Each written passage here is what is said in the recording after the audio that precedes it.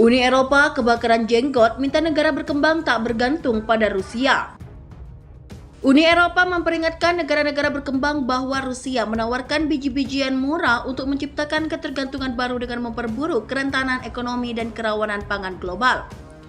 Kepala Kebijakan Luar Negeri Uni Eropa Josep Borrell menuliskan kepada negara-negara berkembang dan G20 untuk mendesak negara berkembang berbicara dengan suara yang jelas dan bersatu mendorong Rusia kembali pada kesepakatan yang memungkinkan ekspor biji-bijian Ukraina melalui Laut Hitam aman. Kesepakatan Laut Hitam ditengahi pada Juli 2022 oleh PBB dan Turki untuk membantu meredakan krisis pangan global setelah invasi Rusia ke Ukraina. Setelah Rusia berhenti bulan lalu, Rusia mulai menargetkan pelabuhan Ukraina dan infrastruktur biji-bijian di Laut Hitam dan Sungai Danube, akibatnya harga biji-bijian global melonjak. Ketika dunia berurusan dengan pasukan yang terganggu dan harga yang lebih tinggi, Rusia sekarang mendekati negara-negara yang rentan dengan penawaran pengiriman biji-bijian bilateral dengan harga diskon. Rusia berpura-pura memecahkan masalah yang diciptakannya sendiri, kata Borrell. Presiden Rusia Vladimir Putin mengatakan kepada para pemimpin Afrika pekan lalu bahwa Rusia siap menggantikan ekspor biji-bijian Ukraina ke Afrika baik secara komersial maupun bantuan untuk memenuhi ketahanan pangan global. Rusia mengatakan bahwa jika permintaan untuk meningkatkan ekspor biji-bijian dan pupuknya dipenuhi, Rusia akan mempertimbangkan untuk menghidupkan kembali perjanjian Laut Hitam. Salah satu tuntutan utama Rusia adalah meminta Bank Pertanian Rusia dihubungkan kembali ke sistem pembayaran internasional SWIFT karena Uni Eropa menghentikannya pada Juli 2022. Uni Eropa berusaha keras untuk memastikan bahwa sanksi tidak berdampak pada ketahanan dengan negara ketiga. Tidak ada sanksi atas ekspor makanan dan pupuk Rusia ke negara ketiga, tulis Borrell. Sekretaris Jenderal PBB Antonio Guterres mengatakan bulan lalu bahwa pejabat PBB baru-baru ini menangani proposal dengan Komisi Eropa untuk memungkinkan anak perusahaan Bank Pertanian Rusia mendapatkan kembali akses ke SWIFT. Presiden Joe Biden mengumumkan sanksi baru Amerika Serikat terhadap Rusia. Dia mengumumkan bahwa Washington menurunkan hubungan perdagangan dengan Moskow dan melarang impor vodka, seafood, dan berlian Rusia. Amerika Serikat dan sekutu serta mitra AS terus sejalan untuk meningkatkan tekanan ekonomi pada Presiden Rusia Vladimir Putin dan untuk lebih mengisolasi Rusia di panggung global, kata Biden dalam pengumumannya dari Gedung Putih yang disiarkan di televisi. Biden juga melarang AS mengimpor produk-produk gas Rusia, termasuk seafood, vodka, dan berlian. Gedung Putih mengatakan langkah ini akan memutus pendapatan ekspor Rusia lebih dari $1 miliar. Dan AS akan terus menekan Putin untuk menolak kemampuan Rusia meminjam dari lembaga internasional terkemuka seperti Dana Moneter Internasional dan Bank Dunia, kata Biden seperti dikutip dari CNBC. Putin adalah agresor dan Putin harus membayar harganya. Dia tidak bisa mengejar perang yang mengancam fondasi perdamaian dan stabilitas internasional dan kemudian meminta bantuan keuangan dari komunitas internasional, imbuh Presiden AS. Mayoritas berlian Rusia berakhir di India, di mana ada pusat pemotongan dan pemulisan utama di Surat. Bisnis berlian yang lebih kecil di kota itu telah menderita sebagian karena larangan AS. Di Afrika, operasi penambangan lokal diuntungkan setelah sanksi AS memukul ekspor Rusia. Namun banyak produsen pertambangan Afrika tidak siap untuk dimasukkan ke dalam skema keterlacakan, kata Merkel, dan dapat dikecualikan jika ada yang dibawa masuk. Di Angola, Alrosa, Rusia memiliki saham yang signifikan dalam pertambangan dan pengetaan. Sanksi dapat memukul perusahaan lokal. Untuk Eropa, terlacakan harus kedap ilmiah dan internasional, kata Tom News, kepala hubungan media antar web World Demand Center.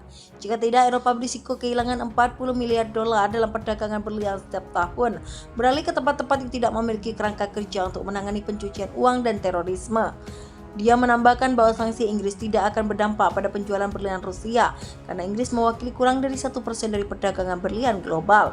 Seorang juru bicara pemerintah Inggris mengatakan akan bekerja dengan mitra utama untuk membantu membatasi perdagangan berlian Rusia, termasuk melalui teknologi penelusuran.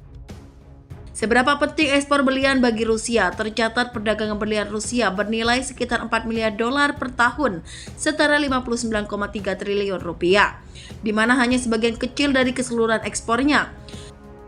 Sebelum invasi ke Ukraina, total ekspor Rusia mencapai $489,8 miliar pada tahun 2021.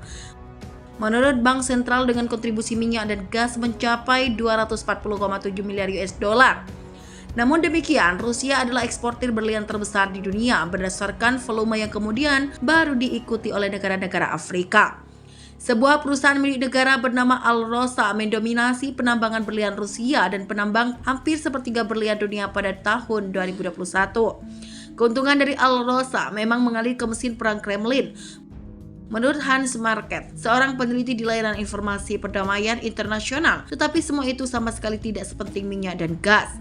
Pembelian berlian Rusia menurut data UN Comtrade pada 2021 diantaranya adalah Belgia, Uni Emirat Arab, India hingga Israel dan beberapa negara lainnya.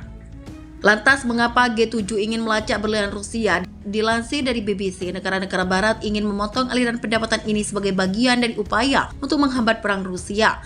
Namun perdagangan berlian dunia dinilai sangat rumit dan kurang transparan.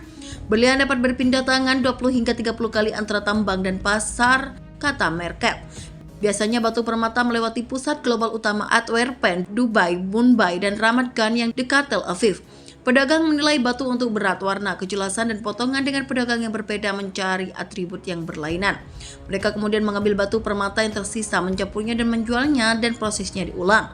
Pedagang dan perusahaan menjaga di mata mereka mendapatkan berlian mereka itu adalah saus rahasia mereka, menurut Tobias Kormen, Direktur Pelaksana Perhiasan Online 77 Diamond. Tetapi para pemain industri utama dapat membatasi perdagangan berlian Rusia jika mereka bersatu, katanya. Uni Eropa ingin memperketat sanksi ekonomi terhadap Rusia dengan memperlakukan pembatasan lebih lanjut pada perdagangan batu mulia. Brussels sedang mencari cara untuk membatasi perdagangan berlian Rusia dan penggunaannya untuk mengurangi pendapatan ekspor Moskow. Hal itu berdasarkan pernyataan dari Komisaris Eropa untuk Stabilitas Keuangan Merit MC Guinness di situs Parlemen Eropa seperti dilansir dari Russia Today. Komentar itu muncul sebagai tanggapan atas pertanyaan dari MEP Thomas Deskovsky yang mengklaim bahwa sebagian besar permata yang belum dipotong diekspor melalui jalur UE dan di seluruh dunia. Deskovsky mempertanyakan apakah Komisi berencana untuk memasukkan ekspor permata Rusia yang belum dipotong dalam paket sanksi yang sedang disiapkan Uni Eropa pada saat itu. Di bawah sanksi Uni Eropa saat ini, batu permata sintetis atau rekonstruksi Rusia tunduk pada larangan ekspor.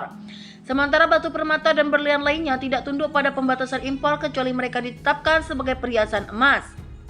Pertanyaan Deskovsky dibalas oleh MC Guinness di mana hampir sebulan setelah paket sanksi terbaru disetujui. Langkah-langkah baru yang ditandatangani pada 23 Juni diterangkan berfokus pada mencegah Rusia menghindari pembatasan perdagangan yang ada hubungannya dengan bantuan negara ketiga dan tidak membahas masalah berlian.